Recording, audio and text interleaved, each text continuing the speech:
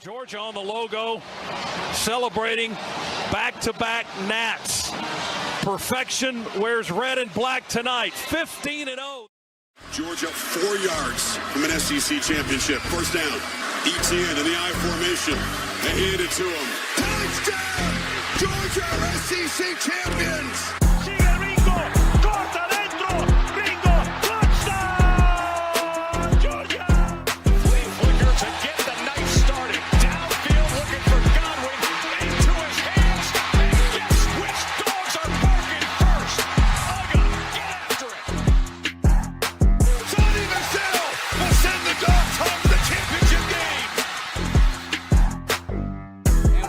Throws that thing in the end zone and yes! Touchdown! Touchdown and a goal line! Georgia Bulldogs bludgeon their way to back-to-back. Glory, Georgia, as the fight song says. This is our love for each other. 1 + 1 = what? 3. We are better together and we are connected. This is Robert Iron E. Singleton, a.k.a. D-Dog from The Walking Dead, or Alton from The Blind Side, and you are watching Respect the Hedges on the Fan Addict Sports Network. All right, guys, go Dogs, sick 'em. What's going on, Dog Nation and Respect the Hedges family? It's your boy, Coach I, man. We're in here for another episode of the Respect the Hedges, part of the Fan Addict Sports Network. Hey, man, Dawgs coming off a big win against Kentucky. It's always a big win when it's a conference win. Get back in that W column. Headed down to take on Auburn Tigers in what they call the Deep South's oldest rivalry, but I don't think it is that myself. But anyway, hey, man, before we get started, we got a good show for y'all today, man. Special guest coming up in here. If you stay with us, man, you'll get to see the leading receiver of all time in Georgia history and still one of the leading receivers all time in SEC history. Terrence Edwards will be joining us today to talk all things Dawgs taking on Auburn. But before we get started and jump into this thing, y'all already know, man, presented by the Tailgate Kings.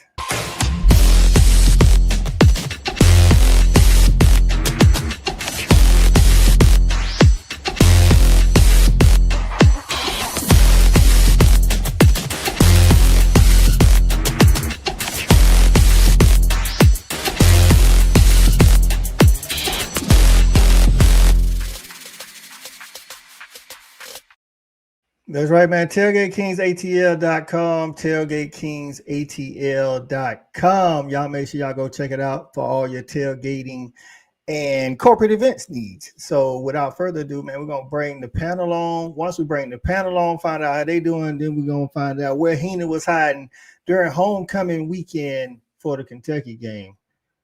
E-Rob in the building, former DB. What's going on, E-Rob?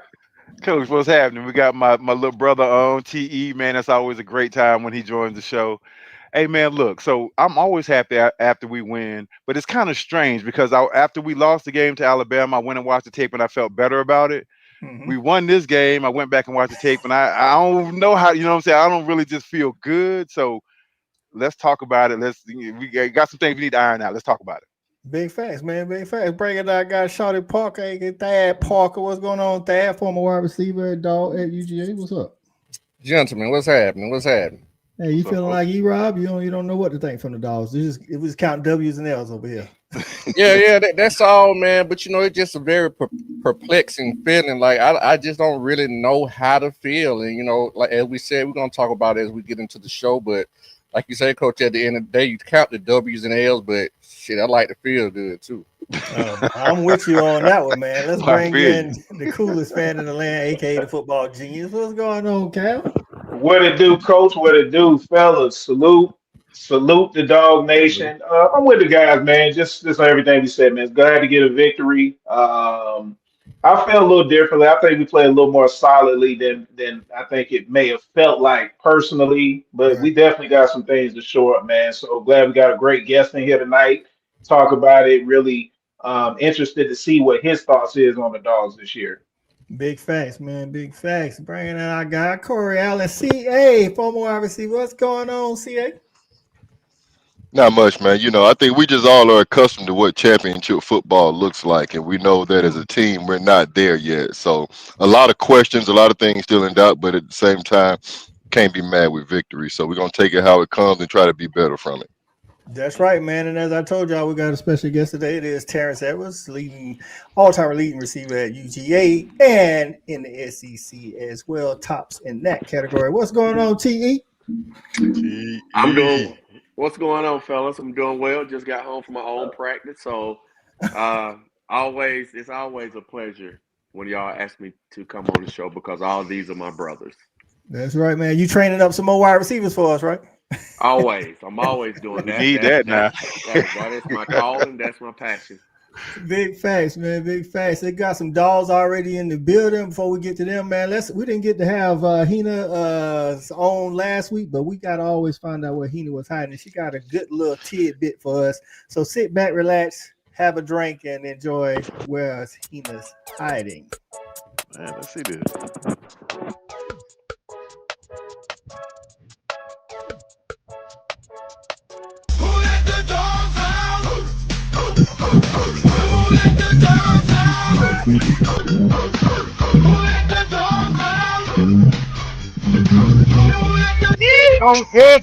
That's right. Respect those damn hedges. You're right.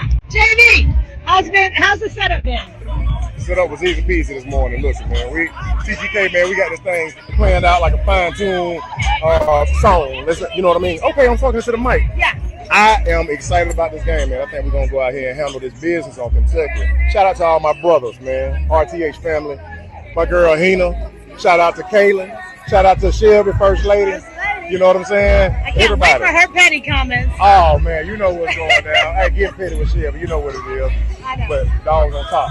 Respect these hedges. That's right. Go Dawgs. Go Dawgs. The last week's.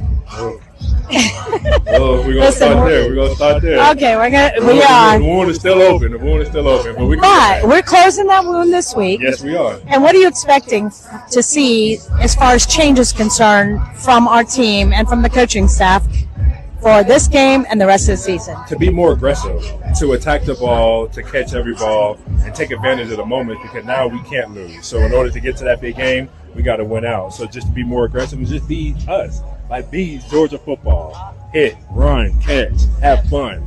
I love that. He's so right about all of that. Concerned, is there a certain position that you feel like we can do better on? You know, I mean, I'm going to always be biased. I play tight end, so I'm going to always say, hey, we can step up and do better. But I feel as a whole, we can all do better. So I can't really just pinpoint just one position, quarterback, receivers, or tight end. I think as a whole, collectively, we need to play team ball, play Georgia ball, and just do better and just win. Figure out a way to win. Finish the drill. You're right. We always got to finish that drill. Yeah. Are you surprised at how they've used the tight ends this year? That they haven't gotten a lot of passes. It's been a lot of blocking. What are your thoughts on that? So that's once again, I'm biased because I believe you can always throw the ball to the tight end. We're always open because it's a mismatch. You're having a linebacker cover an athletic tight end, and we can block. So yeah, I'm always going to be biased. Throw the ball to the tight end. I like He's that. Always open. All right. I got first lady in the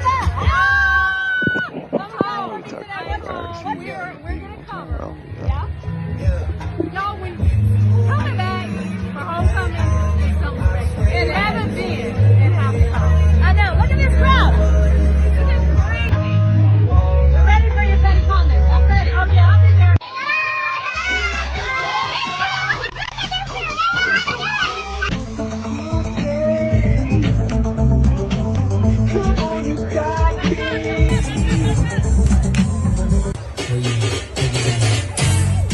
Girl, I must know. We got the doc. I want to know, where's the jock? That's a good question, Hina. I've been asking myself the same thing. You know, he called me out on one of the podcasts like a couple of weeks ago, but what people don't know is he's been ghost. Ooh, okay. Well, we'll see if he shows up today.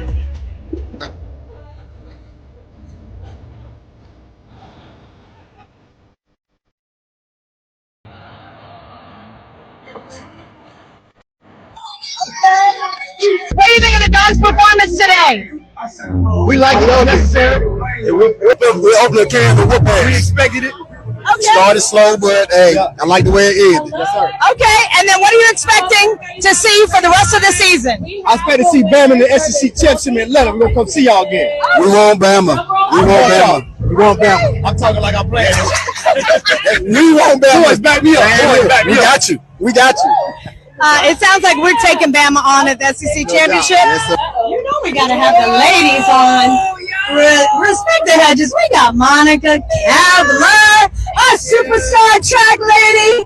Okay, Monica, what you think of the Dogs so far? I'm always behind my dogs. To the core, every single era. I can't say enough about them. I know. We're in the corner. That's right. Absolutely. We're making it to the playoffs, and I'm thinking 90. Let's do this, right? Amen. 100%. Okay. All the way. But forget football. Right. What is the best tailgate to come to at Georgia? Goodness. Take a look. We got to do a whole look. Look at this. Let's just go. This is the best tailgate by far that you will ever attend at UGA all day, baby. Tell me what you think of the team. What are our challenges, and what do you think we could do better? I don't care what we do better. I just want to win. It's gonna be ugly. It may be fun, but let's continue to win. You know, if you know, I know that right, Smoke. Try to fix the small things. Smoke. Are you liking what you're seeing out of Gunner so far? He's controlling the offense now. He's getting better and better every week. How about our running backs? Again, same thing. They're getting better every week. It's running back by committee. They got some good guys back there that can put the ball in the end zone for us. Okay, I like it. You think we need to use our tight ends a little more? What are your thoughts on that? I'm a running back. I think we need to keep giving it to He never lied. Tell him, Smoke. We know. All right. Thanks, Respect the Hedges. Go Dogs. Go Dogs. Good stuff, Hina. But that's awesome, boy. That's what's up.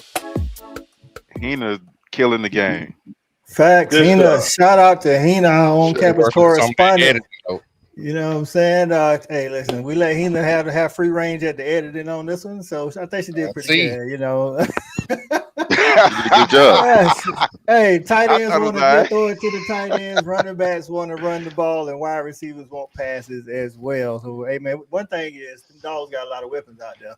So we got to figure out how we can keep this thing going and keep staying this W column, man. Let's get to some of these comments. First lady says Auburn sucks. Go Dogs. Kadaris in the house. What's going on, my guys? Says, What's go up, little Dogs. cuz? Kate Hill, you didn't make it to homecoming. RTH photographer missed out on the shots. What's going on? Santa missed homecoming, but go Dogs. Bruce Taylor in the building. Say we ain't here. We appreciate you, Bruce, getting up in here. Let's go. Chicken, what's going on, Chicken? Oklahoma in the building. What's going on? Jason in the building. Say shout out Oklahoma. I know, right? We need a front looking like them. Chicken. Steve in the building. What's going on, Steve? Say, hey man. Talk Steve. to him, bro. Right. Doc in the building. Doc, we saw you call out our guy, Shouty. Oh, Yeah, I like that. I like that, Right. Doc. The Call Doc his ass say out. Shouty Call him out. been ghost. Oh, I don't know. It's always two sides, ain't it, Shouty? Always two sides. You know what I'm saying? I won't handle this in the public. I'm just here so I don't get fined. Let's Hey, go. my boy Ricardo. Shout out to my guy in Mexico watching the show. We Policia. That's right. Policia. Shout out to my guy inside. AP in the building. What's going on, AP? Appreciate you. AP.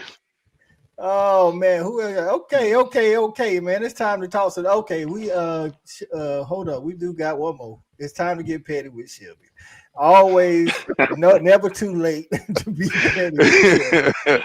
All right, Shelby says Arch is destroying nepotism for people everywhere. I have heard that maybe he will be the next Jake from State Farm. He will probably end up being a teacher in his former high school, not a coach, because football is not his ministry. Bless his heart. Sign. Damn. Like that's a guy's first lady. You hardcore. No lies told. No lies told. God, I mean, gut punch. Right. Y'all better get, if you still got that spot, you better get rid of that spot. Oh my God. Arch can't catch a break. Arch said he didn't pump himself up all these years. He was just out playing quarterback. Now he ain't got no old line and he ain't got no receivers. Come on now. Hey, $40 million roster. I got a backstory for y'all about Arch. Okay, let's hear it, T. Please bring that. That's why you're here. That's why you're here. So you know me, I look at everybody. So when we didn't get Arch, I was like, I didn't think he was very good, to be honest with you, coming out of high school. That was just my opinion of him. I wasn't sad when we didn't get it. So this year, Westminster, private school over in Buckhead, hired a new football coach. And their new football coach is Arch Manning coach at Newman in New Orleans. So we scrimmaged them Westminster this year, and I sat down and talked with him, and he said it was not from the kid standpoint, but it was just hard coaching that kid, his junior and senior, just not from the kid, just the notoriety and how everybody just wanted a piece of it, man. Everything going on around. He was he said he was so happy when the kid graduated. Not about the kid, he was just happy from everybody just Get that wanted a circus, piece get of around. it. Yeah, man. Just Damn. wanted a piece of him. And he said the kid just never really got opportunity just to really live and be a kid because of the last name. So no fault of his own. But I never thought, just watching him, I never thought he was the #1 quarterback in the country. Never thought that. Well, there it is. Hey, man, y'all heard TE Thank you, heard it from the TE. coach's mouth. You know what I'm saying? So, hey, man, hopefully for Archie it'll get a little bit better, just not when the Dogs play them. We need that same guy to show up in Athens when they come down through here. You know what I'm saying? So, hey, man, who participated in homecoming? You was there, CA? You was in homecoming? Definitely, man. I had a great time. Had a chance to check out, see some old people. Man, I saw almost the entirety of my wide receiver room as a freshman year. I saw all my seniors. I love to see those guys: Jeff Thomas, Hassan Graham, Jerry Jeremy. It was just great to see my seniors in the building and get a chance to celebrate with them. There was a lot of alumni, so the feeling was mutual among everybody. We came to see Georgia win, and we were, of course, glad with the outcome, but the camaraderie, the family, the fellowship, you really don't get an opportunity to see those individuals as much as you might like. So that was a great chance for me to touch base with a lot of people that I grew up watching, fans of, guys that made me want to wear the red and black, and guys that I had a chance to follow throughout their careers, even after myself. So a great time on campus. I had to stop by the Bourbon Club, and we shut it down as usual. Nothing changes over there. I had my homeboy from College Park with me, Jay Vars. He ran the circuit with me. We did what we could, and we held it down. I know Steve and Shelby pulled up after I pulled off, but all in all, man, I really enjoyed it. I got there early, and I left early as usual. Hey, got a dub while you was there as well. Shawty Parker, was you at a homecoming while people not named gonna call you out? Hey, you know what, Coach? For some reason, I just could not muster up the energy to drive the 4.33 miles to campus. Oh, come on, shout it! I thought you was gonna be on there. Belly full. I didn't have done that. Hey, man, I woke up. The game was too early, man. I woke up about 10, and that 4.3 miles just looked like a long way. Oh,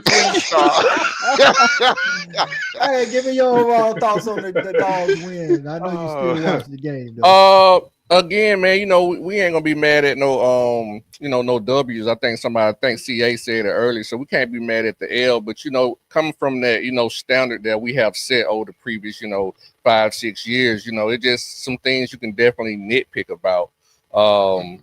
It's just amazing to me that one of the things that I have always trusted is that defense, and they ain't do a lot of breaking, but we're doing a hell of a lot of bending. You know what I'm saying? So that's what's very perplexing to me, and I just don't never know who's gonna show up. But all in all, man, it was a good win. You know what I'm saying? I like where Gunner showed, and I like that we came out fast. That's something we hadn't done all year, and it was good to come out fast for a chance. I like that too. We did come out fast, and I want the defense to start fast. I think the offense started a little bit faster than the defense. It is especially against wide receiver day, so we let all the wide receivers take a stab at it first. Tell us about homecoming and what you thought about the Dogs.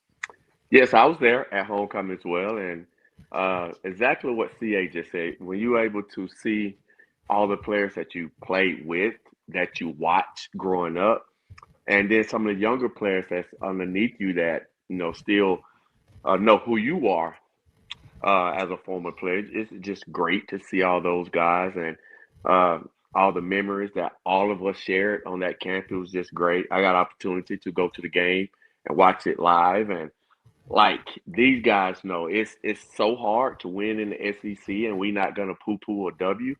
But as players now, as a coach, we see things a lot differently than a lot of people. And I didn't come away like, oh, woe is me. I'm just happy, as we know, once you lose the game, the next best thing is to get out there and play again and just get that stink off you.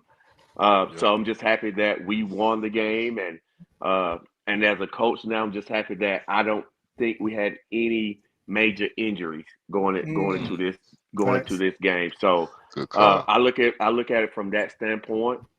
We all know what the standard is, and these guys understand the standard. Kirby's not going to allow them not to hold up that standard.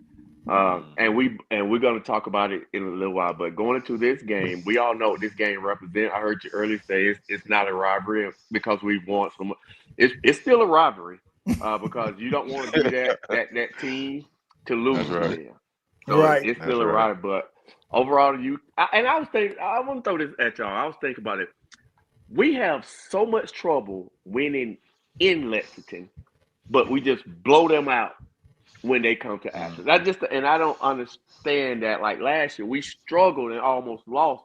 Even the national championship year, we had a law in the game against Kentucky there or Missouri, one of them. But just winning and Kentucky took brought by the winning for us. Yeah. So Kentucky is always a struggle. It just at Kentucky is always a struggle, and when they come here, it's just one of those things where it's just not a game. So So again, we're not gonna poo-poo the win because we know how hard it is to win in the SEC, and we just on to Auburn. That's facts. Cool. Cal, was you in Athens or did you just watch it on the tube and check the Dogs out? I was just like Shawty, man. I couldn't hit that 4.33 mile week, so I just had to watch it at the crib. What are your thoughts on the Dogs? We did get that dub, and like I said, we started fast. But what you thought? Yeah, I thought that was obviously a good point, and the emphasis of ours was to start fast, get out on the first drive, get a touchdown, get it going. I mean, I felt like it was one of those, it was like a solid victory. There was nothing spectacular. There was nothing that, oh my God, we did so fantastic. But I thought it was a solid victory because, coming up this week, it's going to be a bloodbath Saturday night coming up. But I thought we took care of business. I like what Gunner was doing. I felt like he was a little more aggressive trying to get the ball downfield. I think we need to continue that trend. And also, it seems like we're starting to figure out our rotation with the running backs a little bit more. Like we don't need 6 guys, man. Let's get our 3. Let's roll with our 3. Maybe an extra guy, that comes in and spells. But let's shore that down, man, and get those guys going. I think Bowens is coming on, and I want to see him continue to get the ball more. I think that's been good for our offense when the ball's in his hands. I'm definitely in agreement with that. I think we only gave it to another running back. That one time we gave it to Phillips. I think he got the ball 1 carry, but for the most part, Chauncey started, got the most carries. Nate got the second most, and then number 2 he got a few. He got some carries too. E-Rob, just like you covering the wide receivers on the field, man. Cover these guys. Finish up this Kentucky talk, man, and this overall talk. Tell me what you thought about the Dogs on Saturday, man. Well, first I want to point out that I was not at homecoming, man. I was actually at a wedding in Memphis for another former Dog, my boy D Ward. Shout out to my boy, congratulations. Shout out D Ward. So congrats. Yeah, man. Yeah, so one of my OGs. So I'm watching the game before I went to the wedding. And as I'm watching the game, man, I was like, I feel like we got more answers on the offense in terms of we're kind of figuring out what our identity is. And Cal just hit on, I think we figured out who our number one, our lead back is going to be, kind of how we're going to go about baking our cake on offense. On defense, I still got a lot of questions. I'm like, Kentucky was a team that was letting them, giving up sacks at an alarming rate. And I don't think that I think maybe we got one. We really didn't affect the quarterback a lot. We got to figure out who we are on defense and how we're going to go about baking our cake on defense. And I still think we still kind of throwing things at the wall, trying to figure out who we are. So man, we need to figure that out. You know what I'm saying? Because we're about to start getting into the deep water a little bit of our schedule. And going on the road to Auburn, we know offensively they're going to do some things. So let's just shut it down. Don't let them linger. Don't let them get more yards than they're used to getting on us. But if you give the quarterback time to just stand back there and be comfortable, you know, they're going to hit some plays. So we got to figure that out. The ball. What'd you say, Shawty? It don't matter. He ain't going to pull the trigger. They don't never pull the trigger till they play us. And they got all day to stand back there. I'm just Mr. saying. Tailgate King himself is in the building. What's going on, JV? V.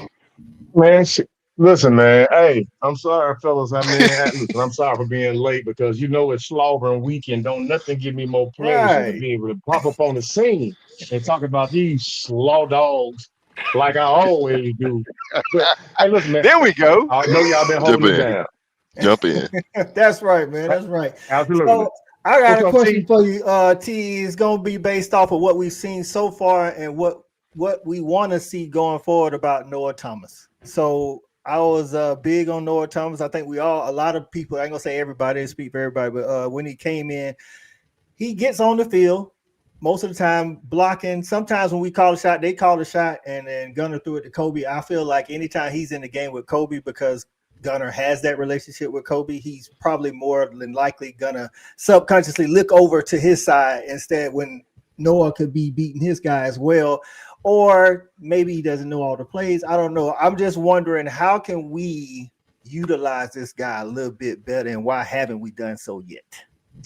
Right. I spoke about this on Dog Nation last week about where is Noah Thomas being at. Not without being there and really understanding why he's not playing, we can all assume as former players they don't trust him in some sort. Whatever that trust is not allowing him to get on the field. It could be the playbook trust. It could be he's not practicing well enough. It could be a lot of things that can contribute to him not being able to receive the playing time or the opportunities to receive the football. I thought coming in with him being a legit 6'6", if you have stood close to him, he's a legit 6'6". I thought just being able to use his height, his wingspan, with just being able to throw back shoulders, just being able to throw fade balls to him, just use his God-given ability is his height. So we all can assume why he's not getting opportunities, but at the end of the day, when it comes down to trusting a player, that's one of the reasons, or the probably main reason, a player's not getting on the field. Somewhat, some way, they don't trust him. In whatever area that is, that's why he's, in my opinion, not getting on the field right now. Well, shout out to Noah Thomas, man. I want to say this. When you see him on the sideline or after a play, whatever, I've seen players even in the dog uniform, they don't care about it. I ain't get the ball, whatever. Noah always be celebrating like he made the play, like he couldn't have made a better decision to come to Athens. Like the dude just definitely got a good attitude. I don't know how he is in person, but at least on game day, it doesn't matter that he's not getting the ball. The dude always out there looking like he been in the red and black for 4 or 5 years. So shout out to Noah for not being a cancer, because maybe his role ain't what he thought it would be coming into this year. So coming out of that Kentucky game, V, we got to see Oscar Delp turn on the jet boosters. You know what I'm saying? And there's a lot of people. That's what a lot of people are saying. Damn. Auburn is up next. They have a good defensive front. I'm not saying that we won't be able to run on them, but I definitely know the yards are going to come at a premium on Saturday, and I think the tight ends could help us. What would you like to see, or what do you think about Oscar Delp and his run? Because he hadn't showed us that kind of speed in a minute. Man, hey, listen, I think I've always been a fan of Oscar Delp. I've always wanted to get more out of Oscar Delp because I felt like he was capable. He could definitely give us a jolt to the offense. And what we saw on Saturday was one of those examples. I mean, him turning that ball up and taking it. Come on, Oscar, you got to get to the zone. We got to get you to the zone. Let's go ahead and take off from the 4-yard line and get to that zone, because we need them tight end touches. Them touches. But on the other side, man, if you look at that interception that Gunner threw, realistically, that ball should have went to Oscar Dip going down the sideline on a Yep. wheel route on a linebacker who he had beat. Yep. So Right. yeah, can we get more out of Oscar Dip? I surely think that we can, and I surely hope so. And so goes that with Lucky too, man. I think both of those guys can make some impact. We just have to get them the ball, and we're starting to see that realistically is not an issue that their numbers not being called. The ball is just not coming their way. Throw it their way, Gunner. Stop doing that, man. Stop acting like that. Hey, shout out to the tight end group for the blocking. They have been blocking their tails off these last couple of games. You know what I'm saying? I know last year blocking on the outside was an issue with wide receivers, running backs, tight ends, whoever, but they all been doing good this year. And Lucky did throw. I know Lucky didn't get no passes, no targets, but he did throw some key blocks on Saturday. Shawty, did you get a chance to look at the Auburn Texas A&M film by any chance, to look at the Auburn defense or anything?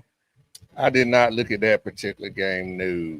Okay, so have you seen Auburn's defense this season, though? So they play a mixed bag of man, and they used to be like a predominantly man defense, but they play a mixed bag of man and zone. I know a lot of people are calling for Gunner to throw the ball downfield more. More teams are realizing that his weakness is the zone. Like he doesn't take as many deep shots downfield when they're playing zone. I saw them do a lot of that against Texas A&M, and while we don't have Marcel Reed is more of a dynamic runner than Gunner. I think passing wise, I think Gunner's better. But our offense is similar to theirs. They want to run, and then we want to run and then take shots downfield when we can get. So, do you see Auburn posing any problems from an X and O standpoint from what they can do on defense to Gunner? I think they very both teams are kind of similar in a way. We both kind of want to establish the run. I think they will play a lot of zone, to be honest. I think they'll probably do a lot of zone blitzing if they're gonna bring anybody extra. I think they'll do a lot of zone blitzing. But to that point you made, I think that's something that Kirby addressed in one of his press conferences that Gunner seen, and it actually showed because he threw the interception. Right. 8 out of 10 times when you see that play, it normally would go to the tight end because you want that corner to run with that post route, so it opens up the wheel. And they're just gonna taking a shot, and I think that's something Kirby addressed in terms of him just trying to be a little bit more proactive with taking shots down the field to get more explosives in the offense. But from an X and O standpoint, I don't see them really causing no problem with us. My issue would be though, just get some pressure on the quarterback.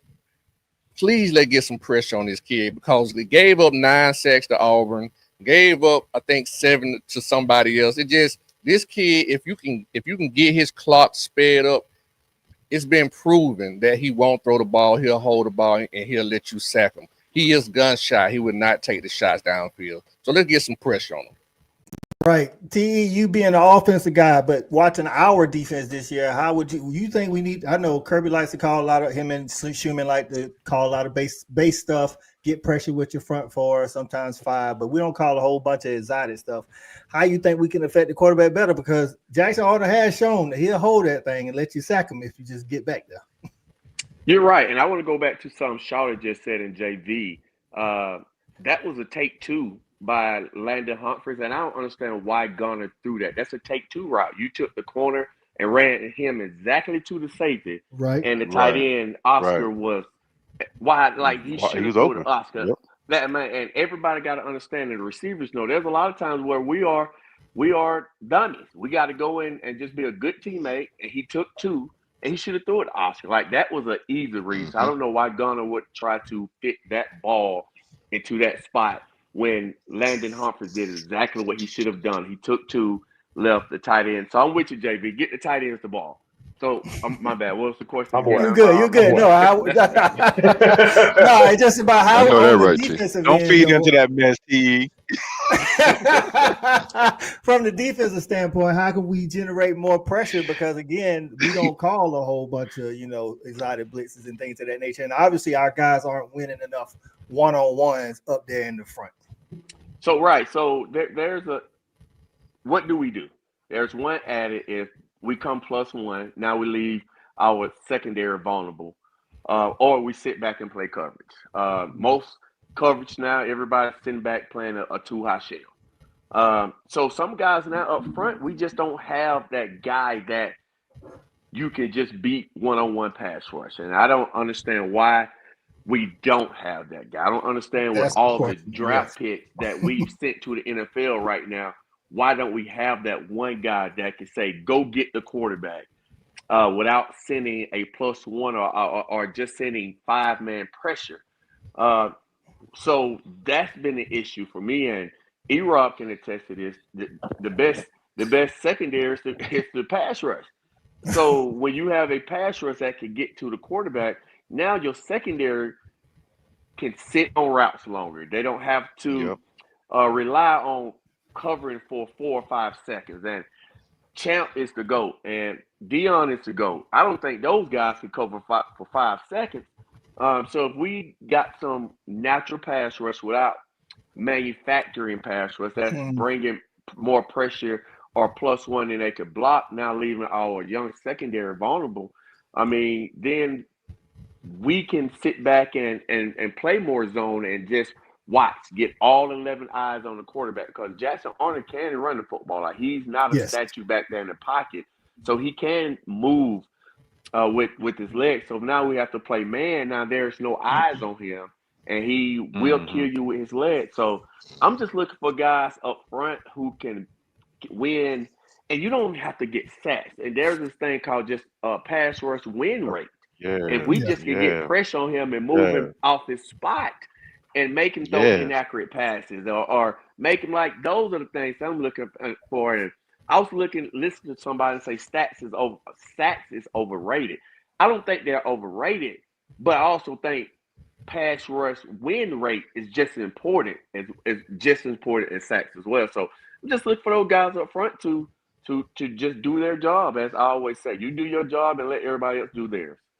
Facts. E-Rob, man, TE hit on something, like saying the secondary can't cover forever. We had some young guys come in at the end of the game. I know, it's always looking good at the end of the game, but they was playing against the starting, Kentucky offense, which ain't that great. But your thoughts on our secondary versus the one that we all know is coming down, they're going to be throwing the ball to Cam Coleman. You know what I'm saying? Like, we're not worried when he lined up in the boundary for the most part, because Dalen Everett is going to be in the boundary. But when he lined up in the field, it could be Ellis, it could be DeMello. And apparently Daniel Harris has been dealing with a hamstring injury and some other stuff, but maybe he'd be out there. Like, your confidence level going up against this guy if we can't get to Jackson on him.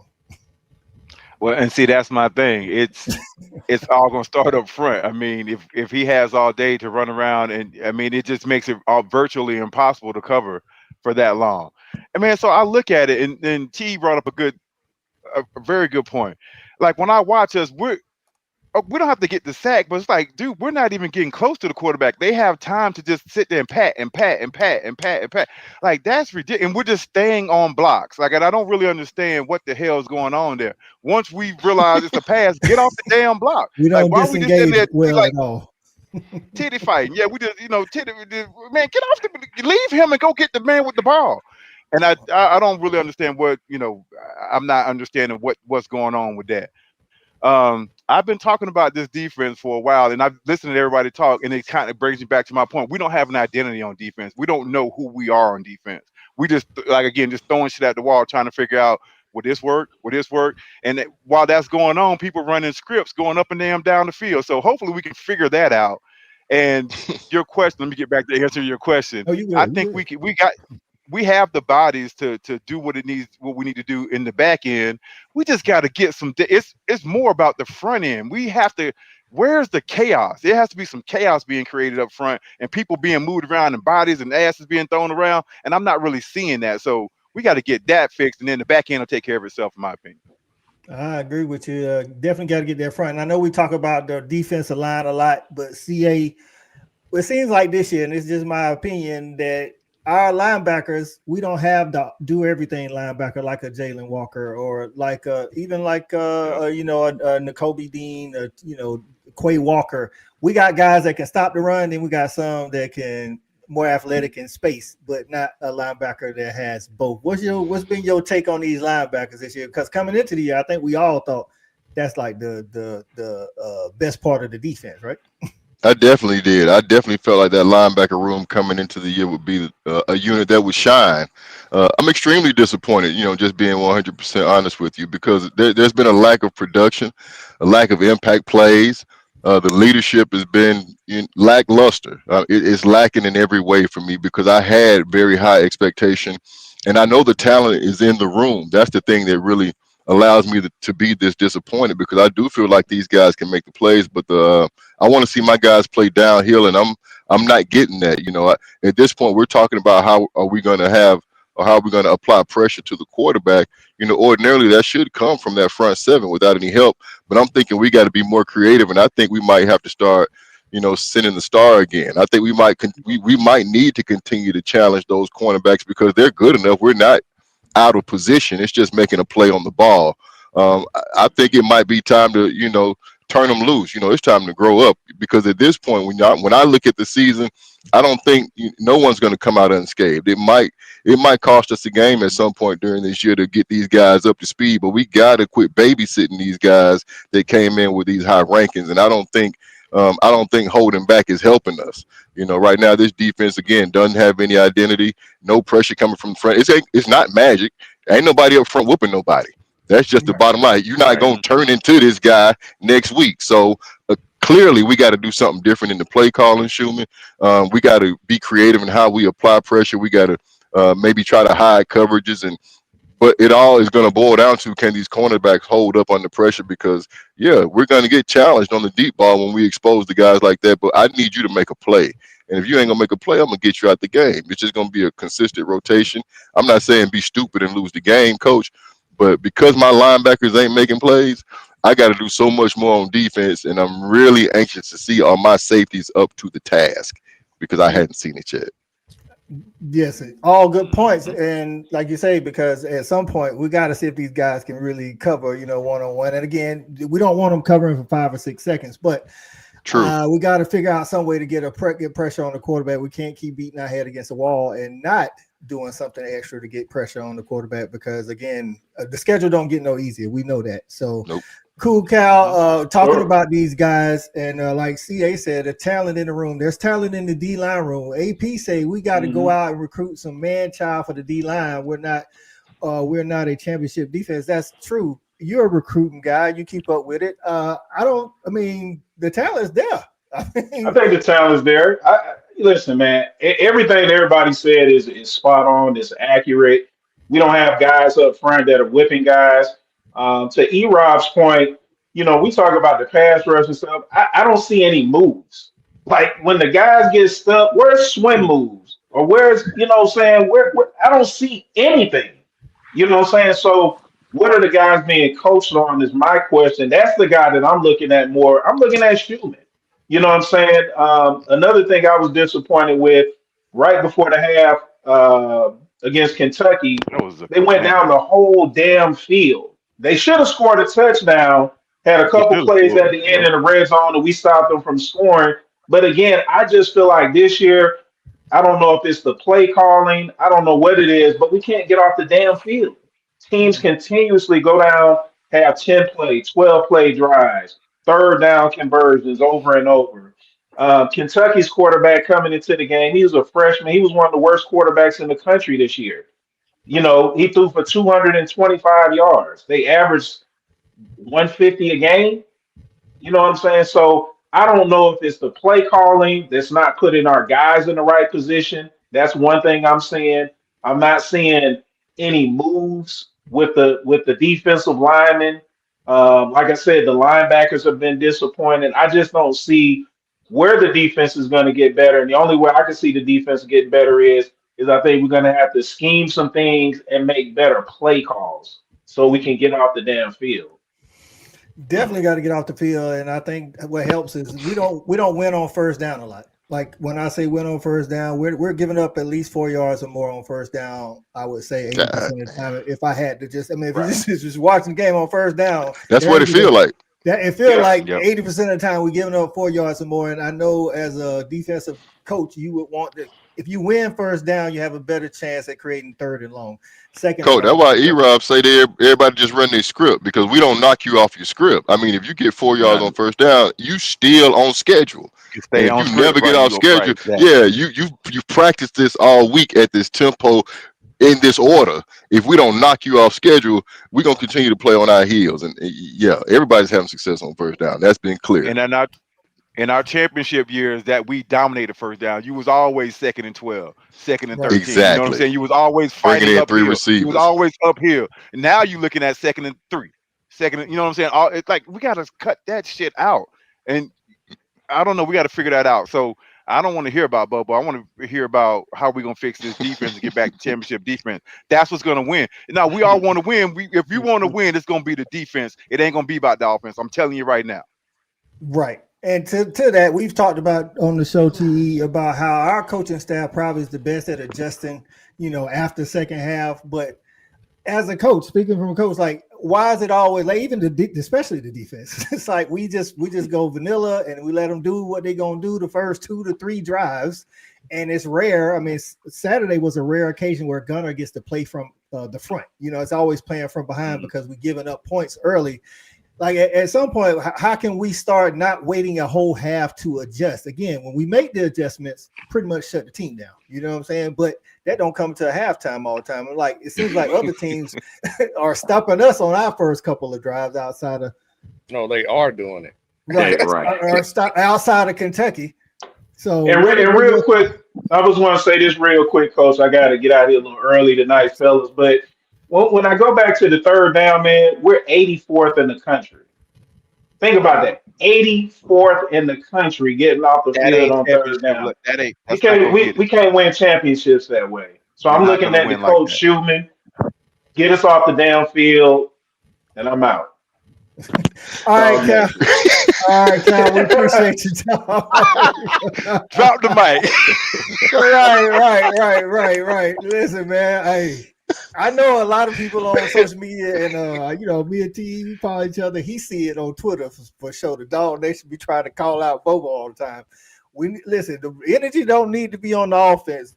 Trust me, it need to be on the defense or whatever's going on there. And we said Schumann for that D line, but we need to look at that Tracy. What's his name? Tracy Scott. What's our Trey Scott? Trey Scott. Yeah, listen, hey, shout out to the guy because he's always, got us some guys in the first round, and nothing's different about these guys. All these guys was talented too, but it don't seem like the coaching is taking, I would say. So, T, I know Cal had to get in there with his final. Y'all don't be talking about no coach, talking about no coaches to a coach now. Hey, I'm gonna do coach, but no, like from my standpoint, people talk about Bobo, but it's like are the slow starts. Yes, other teams got scholarship players as well. They're good, and if we go a 3 and out or get one first down and have to punt, then you have the third of the game that's defense to do the exact same thing. So let's just take the Alabama game. Yes. I can't remember if we got the ball first, but now if we go 3 and out, now it's up to the defense not to let Alabama go 7 straight third downs and get third. Like that's not on the offense. No. You can't get first downs if you're not on the field. So our defense didn't do their part to get the ball back to the offense in a timely manner to gain momentum. So we're just sitting over there, Sean and see, hey, you know, we sitting over there stiff. Like, okay, this third down. Oh damn, let me go sit down. Third down, damn, let me go sit down. That real talk. Talk to him, TE. Talk to him. So that's like, if you haven't played, and I don't like saying this to people, but if you haven't played, you don't know that feeling when, like, oh, it's third down. They say third down. For real. And we got to sit down. Okay, we up. Let's go. Second, like, real talk. Like, and y'all play. Y'all know you sitting over there and it's third down. You putting your gloves back on. We're ready to go. You like, all right, now let's go. Dang, we got another first down. So, you know, football is a, you know, all three phases got to play well to win, man. And I don't like jumping on one phase, but we can't at the level of talent we have, can't allow Alabama to go like 7 for 7 to start the game on third downs. 9 for So 9. that's demoralizing to everybody They else. ran 28 straight plays at one point. Right. That's ridiculous. That's ridiculous. And then you said you hit on something, T, where we always talk about, at least commentators say, well, the defense has been on the field for a long time, they're getting tired. But conversely, the offense has been on the sideline cooling down, even if you was hot. Now you cooling down, or you get up because you thought you was about to go on the field. Now you got to sit back down. Now you get up, they got to sit back down. And a lot of that definitely was going on in the Alabama game. But we have done that. We did that in the Tennessee game. You know, they didn't go 28 straight like Shawty just said, but they had the first 3 drives. It looked like they couldn't do no wrong. Again, that's what I'm saying. Like it takes out. It seems like it takes out 14 for 14. That was ridiculous, dog. Like that's crazy. Unheard of. That's unheard of. Come on. That's what I'm saying. So how? Go ahead, Jay. Go ahead. I'll come back. I was just gonna say, man. Listen, we get out here recruiting no Rudicruz. Like we bringing some players in here too, man. And I'm just not even seeing the same hunger out of these guys. I can see no batted balls from the D line. Are your hands good enough? Because you sure aren't getting there on the O line. If I sit there, who's number 63? Dontrell Glover. Yeah. Glover. Sit there and watch Glover walk through another play. Might put my whole foot through the TV. Like literally, man. Where is your anger once the whistle blows? Where is your competitiveness once the whistle blows? I don't understand that part. And I trust everything we talk about. We trust 16. We trust it. We trust that man. I don't trust these players because what I'm getting out of them, man, is to me just some half-hearted efforts at times. And I don't care nothing about no gap control. I don't want to hear that. When the lights are the brightest and you're going against Kentucky or Alabama, somebody coming into your house to take your cornbread, you gonna let them? That's what we've been letting happen. We just let people come and just take all our cookies. I'm sick of that because ain't nobody fighting back. Ain't nobody getting nasty out there. I got some of the nicest. I feel like I got some of the nicest people ever on my lines, and that's when understand that I gotta have a different type of incentive. So what are we doing to get that out of these guys? And if we ain't got it in them, I don't care what kind of star they got. I need to go get one of these 2 stars from Tulane who hungry to play in a facility that got a whirlpool and a cold tub instead of just one old bathtub out in the backyard. Or they got training tables where they got chefs cooking for them instead of getting coupons to take out. Go get me some of those guys who will be hungry to get some of these advantages in life that our team and our program is affording to them. Like, what are we getting out of these guys, man? These guys are literally giving me what I feel like is piss poor efforts up front. And that's what we got to be winning at. That's all I got to say. And you know what I mean? I was going to say, it's... Oh, my bad. No, somebody was talking about Trey Scott, the interior D-line coach. I don't think it's them. It's the edge rushers because the interior is somebody, if we only send it 4, somebody has to take a double team from the 3 or the 1. Somebody has to take a single. Then my 2 outside edge guys, they got to win unless you're chipping or whatever. So it ain't Trey Scott. It's what it's like. We got to start questioning our outside linebackers coach, Uzuma, or what I can't think his name. He turned inside out like a t-shirt. Like, we got to start figuring. Trey got to get some of it too. He got to get some of it. But Jalen and Jordan is a diamond. They're like, they ain't a lot of Jalen Carter and Jordan. Right, they don't come along. Right, I agree. Like, how about the edge guy? Like, Will Anderson from Alabama wasn't a highly rated guy. Right. So we got to identify those guys. Like, where's the West Point, the Army transfer we played? I agree. True. So for those real. are the guys that I'm paying attention. But that's part of the issue. You know, I'm not trying to make any excuses, but I think it's truly part of the issue is that this part of this new, NIL and all this transfer portal stuff. I mean, we got a lot of new faces, and a lot of these new faces are young, and they're gonna need time. Not saying I'm just speaking in general. They're gonna need time to grow into some of these players that we used to seeing. Some of these guys that you have mentioned, they played 2-3 years starting at their position. So now you got a whole new face in there that you never seen, even if he has been in the program for 1 or 2 or 3 years. They ain't played. You know what I'm saying? Let me give y'all this. You think about the national, and I think I've said it on here before. Think about the national championship teams. Jalen Carter waited his turn. Jordan Davis waited his turn. Nakobe Dean waited his turn. You can't find out one of those guys, I think, besides Ringo, who started as a freshman. All those guys. No, he waited too. No, Ringo started day one. Ringo redshirted. Waited their turn and got developed and stayed. That's the point I'm making. And nowadays, and I saw this stat on Twitter, the number 10 outside linebacker last who transferred to Missouri has more pass rate pressure than the entire team has as a whole. So he's at Missouri right now. He had more pressures. I think it was like 22. Georgia had 21 as a team. So it's just about keeping the guys and developing them. And right now, y'all just don't know the backstory of the NILs. Like, as of we speak right now, there's probably some agents are sending out a Google sheet of his players, and this is what it's going to cost to get him away. Even if you're a starter, if you got the money to pay, these kids are going to go.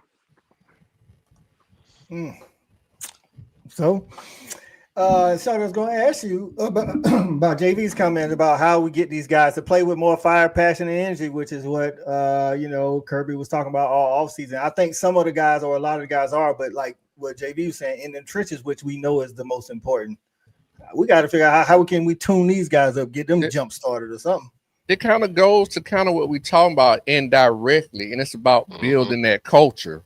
When you have new guys in, they don't know what it took to sit behind, these guys that have won national championships and had to wait their turn. I'm not saying that's all of it, but I think that has a lot to do with it. You have a whole new crop of kids in here now that just don't know what it takes to be a champion.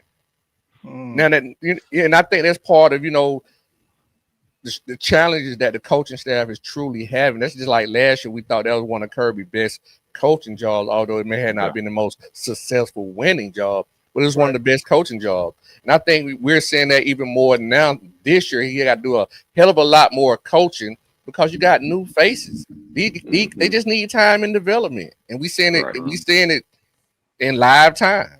So I don't really know. I really don't know to answer that question, Coach. To be honest, I just don't know. So what I'll say, Charlotte, I got a question for Charlotte for that. I got a question. With this new day and age, yes, we would have done that. We have no choice but to stay and develop. How do we keep these kids to stay? I mean, do we just open the bank for that? You can't. Right, you know what I'm saying? You can't. Yeah. You can't. Yeah, hear what it is. Yeah, so this is my question too, what y'all just said. I definitely agree that you got to stay and develop. For those that's been in the program, like a Jordan Hall, this is his third year in the program. He makes some plays here and there, but I'll say to this, and again, everybody's not Jalen Carter, but a lot of the guys that have helped us in the past, regardless of on the defensive line, they've at least flashed. And I think to JV's point, none of these guys are even flashing. Like, okay, we're gonna have this. Oh, okay. Yeah. Like when Jalen Carter, Miller showed some flashes. Oh yeah, Miller. That's what I said that earlier. He takes off. He gets the double team on every play, and he still makes plays. He's excluded from what I'm talking about. I'm talking about the rest of these cats. And the best way to affect the quarterback, yes, we do need to get edge pressure. But if you get pressure up the middle, that changes everything for a quarterback. And while Christian Miller is getting the double team, the rest of these guys are just kind of so. Again, Devontae Wyatt flashed early. And we was like, oh, man, when he starting, like when he get his chance to start, he going to be hell. Like Jalen Walker flashed his freshman year. Didn't play a lot, but he flashed. Like, who's the guy that's flashing for us now that we say, all right, man, that guy's going to be something? Like T.E. asked about Elo. Elo's played here and there, but even when he on the field, You don't even know he on the field because he ain't flashing. Like, I like 33, 0, and 9. They show some flashes to me. You think they're gonna be okay? So what about they just show some flashes to me? Right, E-Rob, you same 0 is Gabe Harris, 33, Quentin Johnson, and Chris Cole. Chris Cole flashed last year, and I think he actually has the to TE's point has the best pass rush rate on the team. Are those the guys for you, E-Rob? I actually, man, Shawty, 100% agree with that. And to your point, Shawty, like you said, man, those guys, 0, all these guys haven't played a lot. So they're going to be better in game 8 than they are in game 4. So they just got to play if they can just stay healthy. You know what I'm saying? So we just got to figure out a way to win to get to game 8. And all these young guys will be better in game 8 than they are in game 4. But I want to add one guy is the cornerback, number 15. I forgot his name, but DeMello Jones. DeMello, and now he done flashed. Like I wasn't really counting on him, and they gave him an opportunity to go out there, and I'm like, okay, now who is that? So he caught my eye, so I want to see more of him. Okay, CA, who's those guys for you, offensively or defensively? Hopefully, we get some of these flashes on the road at Auburn, where they like to try to keep the game close. They don't win a lot, but they do keep the game close. Who's some of these young guys that you've seen flash, and you think we just need some time with them? I like Juan Gaston on that line. I think if he can stay healthy and just continue to develop, whether it be this year or next, he's going to be a special player for us because it's built in. He's got all the intangibles. Yeah, I feel like, that'll be a great cornerstone for the offensive line. But will it be something we can take advantage of this year? Is going to be, that's yet to be determined. We got a lot of guys. I don't see a lot of guys on offense flash. We're not giving a lot of freshmen opportunity. We did have the young kid drop the pass in the Alabama game. I think he's talented, does have a chance to bounce back, but that was a great opportunity for him to flash. But it does, it takes the coaches taking chances on you, and that's what I say. We can't babysit these guys. We got to give them a chance to make some plays. We got to put them in a position, and it's gonna be scary sometimes, but we got to put them in a position to make plays.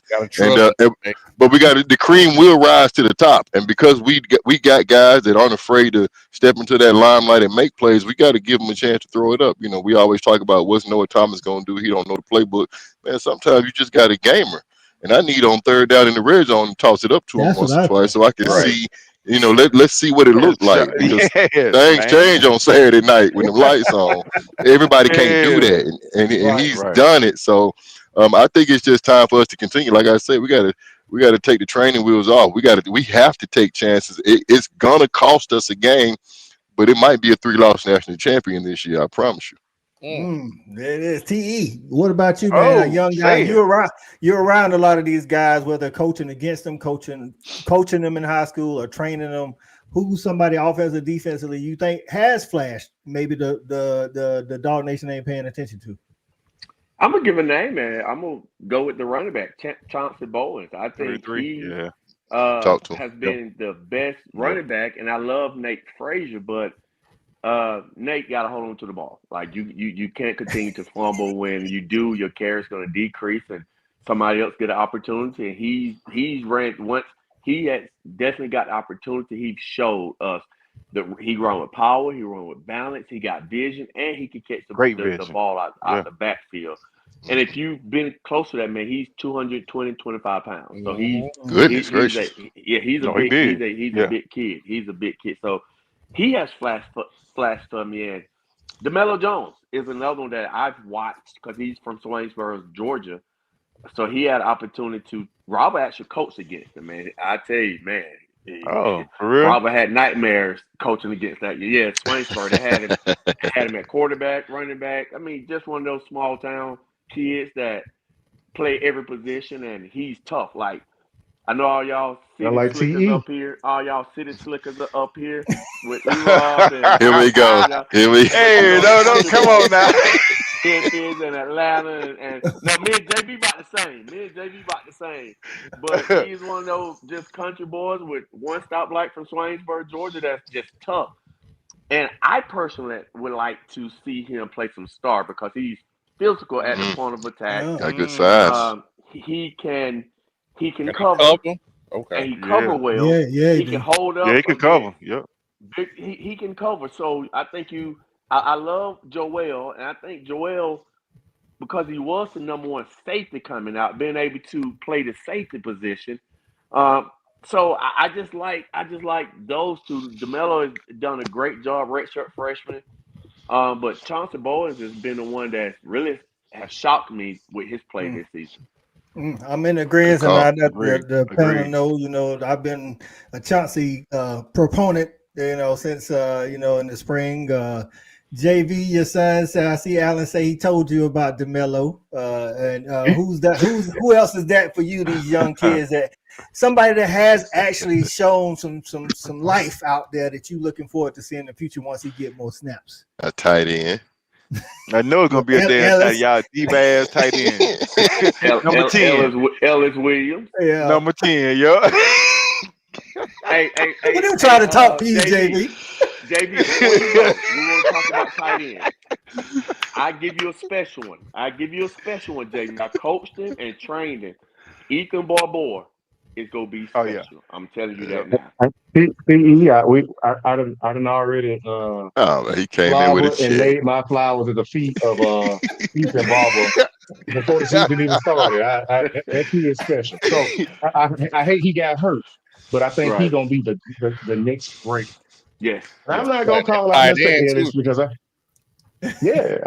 he moving, but I feel like Mr. Ellis has done well. But I don't even want to talk about the tight end room because we ain't getting no damn balls. Man, we at the mercy of the quarterback. You know what I'm saying? Like who think tight ends block all the time? Man, that's a receiver job, baby. We need to catch the rock. Hey, look V. at the game. Hey, V. Here we go. Isn't it kind of like, it's kind of crazy though? Like when you really look at our offense, this is probably, you can't say this as a whole. Like we have so many weapons, but we have a great running game though. It's like, what do you do as a play caller? Like you have so many weapons, but your running game is almost unstoppable. Run the ball. You run the ball and you make them pay when they move up, when they put 8 in the box, and we don't necessarily do that. That's the problem. That's the issue. When the line hold up the play action, we talked about that, I think, in the chat. I think the line has held up. Okay. If you look at the down the field shots that we can take, one-on-one, when you got a 6'4" guy and a 6'6" guy, to your point, CA, I don't care what coverage they playing. I don't care how well he know the playbook. Hey, you run a post or slant and a go. He gonna tell you where to go. You get there and go run that. Gonna throw the damn ball because one-on-one throwing the ball. That's what it needs to be. Right. And when you run the ball good like that, you're gonna have plenty of opportunities. Just think how much better our run game will be if we take some shots and we start to make people second guess moving 8 in the box. That's the points that I think everybody on offense who talks about offense tries to make. We got too much talent to be wasting it. Like our first 15 plays should be at least a field goal and a touchdown. We get stopped so easily. And I don't know who popping for me right now, Coach, because, realistically, if I'm talking about a young guy, I would have to probably go with, or a new guy. I would probably have to go with Chauncey Bowen too. I mean, everybody else, I'm kind of waiting on, especially my old linemen. And I'm gonna say this: I know they got to mature. I know they got to come along. But if I see you loaf 2 games ago, you own it. Can't handle it. You loaf. If I say you loaf, he own that. Not loaf when the quarterback is down the field. I'm talking about loaf when the quarterback is behind you and you're supposed to be blocking. And you're going to film study, and 2 games later, I see the same damn thing. I'll make you run 316. I don't have to go to Atlanta and come back. I can't let you can't let a kid. You got to get the 316 first. What you gonna drop him? He gonna drop him off.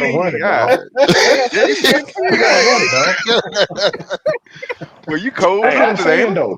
I mean, like all jokes aside, you can't tell me that you give me the same effort in game 2 and we get to game 5 and I see the same thing from you. You go to sleep during a play. I can't jive with that. Because as a coach, you got to hold them kids accountable. And as an upperclassman, Bobo, When you on the field with these guys, you gotta hold them accountable, man. You gotta get off. You gotta get off your snide. You gotta come with it. Call out the center. I We hear you. ain't getting it. Hey, so I was gonna give y'all. You just said it. See, I was gonna give you my surprise of the year though, because you haven't heard his name. I think Bobo been everybody balling. just thought he was a throw-in, and it's Bobo's son. He is playing well. You He's playing way you better than I haven't thought he heard his would. name, right? And Yep. me too. Like you haven't heard his name. Now you know he's He has playing only good. started. That's how you know he's playing good. So that's Yep. my surprise player this year. Is you Agreed. haven't heard his name. Right. Yep. I like how you And put you spin that. That was a good right. one. And to listen to Shawty's point, we do have a lot of weapons on offense. I know sometimes when you don't have weapons, you think that's hard for an offensive coordinator. I do think it's a little bit more challenging to figure out who to get the ball to on the next play when your running game is running so good. But then you got these, freak athletes at tight end. You got these athletes at wide receiver. You got playmakers like Zachariah Branch who can take it to the house from the line of scrimmage. For those that's mad at Bobo for throwing screens, we said this in the offseason as far as the screen game goes. If you block the screen, that can't be a better play. You know what I'm saying? A safer, better play. And I'm not saying we should call it every time. But it's the running play. It's And running the thing play. about a guy like a Zachariah Branch, and even if you go back and watch Texas A&M film last year, Noah Thomas actually ran some screens too. So, I mean, hey, Bobo, I wouldn't be mad if you put him in there and ran him a screen because the dude is agile and fast. But Zachariah Branch on is the a guy perimeter, breaking them long blocks and runs. That's all right. You know what I'm saying? So I'm like, hey, just for that, man, y'all got to chill with the whole Bobo and the play calling because Bobo has shown me a lot this year. He has always been pro style his whole career, and he has actually made the necessary adjustments to do a lot of RPOs, some zone reads for Gunner because he's not as much a pro style offense. He still has the pro style concepts in there. So shout out to Bobo. I know all the dogs be hating, man. Like Bobo's actually doing a pretty good job. And we're talking about OC Bobo. Lyman Bobo is doing good as well. I will say shout out to him for holding it down for a couple of series Saturday with 3 true freshmen and 1 redshirt freshman after Monroe Freeland got hurt, Michael Morris got hurt. We already had the 2 true freshmen on one side. We put Uni in on the other side, and then we had Bo Hughley on, who is not as heavy, I'll say weight-wise, as Monroe Freeland. So shout out to him for holding it down with the youngsters out there. Because a lot of times as coaches, I feel like you want to put in the youngsters when they got more veterans, not put the veteran out there with a whole bunch of youngsters. So it's easier to run block than pad block, and we were still running the ball. You know, right? And that's how I was going to get to too. Shawty. That's another reason why 100%. I think we don't throw it as much as people want to throw the ball, is because when you got a lineman, just like for a receiver, y'all say, "Hey man, send them on some go balls or throw some fades." It's easier to run that 3 routes, maybe run like a, you know what I'm saying, like a deep dig or something like that. But with the offensive lineman, it's easier just to push somebody, instead of retreat blocking and knowing if a stun is coming or things of that nature. So as we talked about this in the preseason, I know we're gonna get on here and coach them hard because that's what we do. As an elite program, that's what you should do. But just remember, we did say it's going to get better at each and every game, and it wasn't going to be pretty. So shout out to the Dogs for getting the win. The time has come up on us. Shout out to TE for coming on here and dropping some knowledge right after his own practice. Hey, no problem. So, had his coach's hat on. Right. Always. That's what we like. Always. That's what we like. So, TE, tell the What's people the what you scope? got going on, man, where they can find your team playing this week or anything you want to let them know. Yeah, if you don't know, I'm the head coach at Mount Vernon School in Sandy Springs. We got to go to Greenville this weekend, down in Columbus, Georgia, to take on Greenville Patriots. It's going to be another big game for us. We need every win that we could get. We just lost to Wesleyan, a big-time program in overtime, and that was heartbreaking. But as a coach, when you turn on that film and you see your guys playing their hardest, they say perfect, but playing their hardest, and giving it all they got, man, you just could be proud of them. It's just as they want. So, and training. I'm still out here training on Sundays. Anybody looking for some training? I'm starting to train flag football girls. If you don't know, flag football for young ladies is exploding in the state of Georgia. I mean, it is exploding. Yeah, I think so. So I'm I think it's in the Olympics. Yeah, I think so as well. So I'm gonna start training the young ladies as well. So you can find me on all social media platforms at Terrence Edwards Wide Receiver Academy. That's Score it, man. Y'all prediction. make sure y'all. He going to the Olympics. Yeah, give us a score prediction. We are 3.5. We're 4.5-point favorites at Auburn this week. Give us a score prediction, TE. Oh. Oh man, so I have to get the same spiel every time somebody asks me. Oh, Hey, last time I did it, we got beat by Alabama, and we're all football players here. When something go wrong, we don't do it again. We don't wear Stay out of the we way don't then. throw them gloves away. We so superstitious. I just say we gonna win by win? one. Whatever Okay. that score is, we're gonna win There by it one. There it is. There it is. Y'all make It sure could y'all be 2 get to it. 3.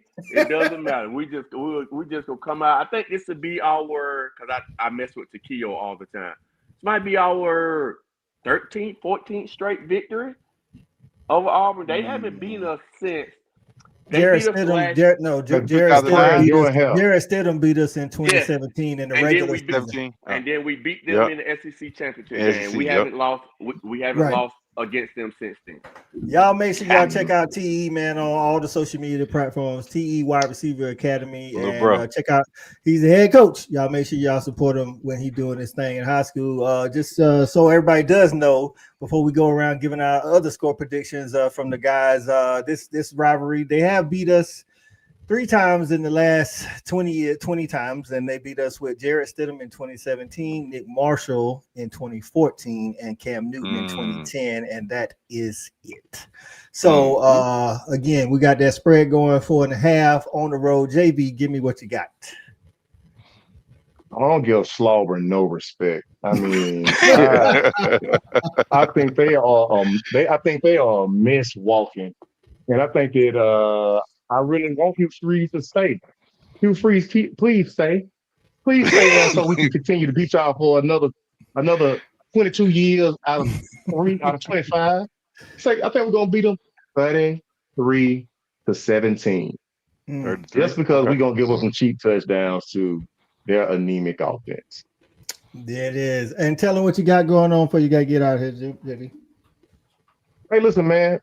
Tailgate Kings is taking a break this weekend, man. We're gonna sit our tails down somewhere, like grandmama used to say, sit your tail down somewhere. We're gonna sit our tails down somewhere watching good football. We're gonna take it easy because we've been on the road the past couple of weeks. We turned up at homecoming. I hope everybody had a great time. Hope everybody had a chance to experience the fellowship. But that's exactly what TGK gonna do, man, this coming up weekend. Sit down somewhere. There it is. Orange Juice Jones says 31-17 Dogs. Shelby says 35-3 Dogs. AP says 38-13 Dogs. Shouty, what you got on it, man? And then tell them what you got going on. I'm gonna say this right here. I got a question for Terrence, and I'm gonna say my score prediction is gonna be 27-17 Dogs. Terrence, who is the next best or big wideout coming up? That I train in the state of Georgia, just period. Either or, just give him who could possibly be a dog. That's all I'm really trying to get at. Man, that is a good question. Who He can't do that. Georgia. He put him on the spot. Georgia. Oh, Who my is bad. that? My bad. You know he can't do that. They're finna be a dog. My bad. I don't. Choice of words. My bad. Top guy you train. I don't have anybody that I train right now that's in. There you go. That they're recruiting. I don't have anybody in my stable. But I'm just trying to think in the state of Georgia, who would they be recruiting? Well, they ain't got to be recruiting just the next best receiver that you know coming up in Georgia that we can have in the state of Georgia. Yeah, state of Georgia. I got a receiver at my school named Torian Rollins. That's probably second leading There you receiver go. in the state of Georgia. All right. Who's a 2027. There we go. If you didn't check my Facebook reel out about 2 weeks ago, had a 95-yard touchdown catch. Man, I talked. What's the dimensions? Up on his toes. 5. He's probably right at 6 feet, about 170 right now. He's a true track guy. Okay. He's a 10. As a freshman, he was 10-9, 10-900. So he's sub 10. He went to the Nationals this year in the 60 in New York in the 200. So he's legit speed. Where I think he could play, will he be a Georgia type guy? I don't know, but he could play at Kentucky. He could play at one of the lower level P4 schools. Like right now, if Georgia State don't offer him soon, like those schools better jump on him soon before he really blows up. But so I got one. He's probably in 6 games. He's over 800 yards receiving. Oh damn, he cutting up. Oh man, he one. Y'all beating him, ain't him? Oh yeah, shit. Don't get a game plan up. Don't get a game plan up. Hey, if when you turn on that film, so the film don't lie. and you see we better do something with this guy. Well, you a bad coach if you don't try to put somebody over the top of him. You're bad. I think you're a bad coach. So, you gonna run the ball there. The state of Georgia is just like loaded with just talent, man, and it's even more advanced because of man, y'all. I have parents calling me, can you train my 8-year-old? No, I can't train your 8-year-old. Like everybody's just trying to get that upper hand, and they're getting younger and younger. Like you have 7, 8. Gotta start going up on the feed, folks. Hey, shoot. We'll talk about it out camera. We'll talk about it. But E-Rob, your score prediction, man, what you got going on? Hey man, shout out to TE, man. I love when he come on, little bro. Hey, tell your brother stop ducking me, man, on the golf course. Boy, ready, you know what I'm saying? And the show. Yeah, I said and it. I said it right here, you know. Yeah, and the show. Yeah, we need him on the show. For sure. He always say he's gonna come on, then we can't find him. Yeah. Hey, all I'm gonna say is Robert Edwards 1 TE3. That's the count on the show. He doing you in, Robert. Come on, dog. Hey, first of all, E-Rod, you know your roommate, and CA, you know one of your best friends. So hey, I know my brother. Yeah. I ain't said that. Yeah. I had him locked in. I ain't heard him since the show date. There you go. Get gone. Hey, the rabbit move quick now. Hey, coach, I'm gonna go with AP real quick, man. 38-13. On to the next. Woo! Yep. CA, what you got coming, man? Man, I'm shell shocked, man. Every time we go on the plains, it be way more than we want it to be, man. 24-13, Dogs on top. 24-13, Dogs on top. Hey, I ain't mad at it, man. I see this as a low-scoring game. I do like Auburn's front seven. Their secondary is, I don't know, maybe they ain't showing up to play so far this year. Their front seven definitely is going to make it hard on us, but I see a low-scoring game. I see something like a 21-17 Dogs on the plains. Let's get out of there with a W, man. Hey, TE, man, appreciate you jumping on, and I was incorrect. It's TE 3. Robert Edwards 0. Come on, Robert. Come on. He running away with the game on you every time he come on. So we need Robert Edwards. Yeah, I seen your son too. Well, your son, you talking about one of the next great Georgia receivers. I seen him out there. I seen the film now. He got some. He got a track star and a football player. Yeah, they love it. And I can tell you, man, I'm just happy that they both love football and Troy loves track, not because I did it, because they love playing it. So it's easy when they love doing it and they just not doing it because I did it and think that's gonna please me. And I told them a long time ago, they don't have to play if they don't want to, but they love man, doing it. They got that track from Kansas, man. Shout out to Kansas. Yeah, now hold on, Cole. Yeah, I'm not gonna take that. Call him out, CA. Go. Hey, you know what? You want to know what's so disappointing though? Is y'all know how much I love basketball and they didn't play basketball. That hurt me too much. Now I know they did. You know what? I take that. I know it hurt you. That hurt me to my heart when they play basketball, but they didn't want to take it serious. Now that hurt me to my heart. They didn't play basketball. See, that hurt me to my heart right there. Bo Hooper getting in. Appreciate you getting in. Say great insights. We'd love to see Davin Bellamy on talk and talk about D and attitude. Listen, I'm working on it. We'll see if we can get him on. He definitely, make sure y'all checking him out on what they call it. He called it the film room or Green Room or something like that. I forget what the name of it is. Follow him on Twitter, Gavin Bellamy 17. I like him. And you can find it. He definitely keep you entertained too, and he knows a lot about the position, especially the outside rushing. Steve say $31-21. Hey, I hope so. There it is, 10-point win. Okay. Hey man, again, appreciate you coming on, TE. Always welcome to come on the show, my guy. Appreciate everybody stopping by, watching on Facebook, YouTube, for the Tailgate Kings Facebook, Fan at it, Respect the Hedges, and Just My Damn Opinion. YouTube, Shawty, are you on tomorrow? You know that's what the plan is. All right, so plan on watching Shawty Just My Damn Round about 9. Round about 9.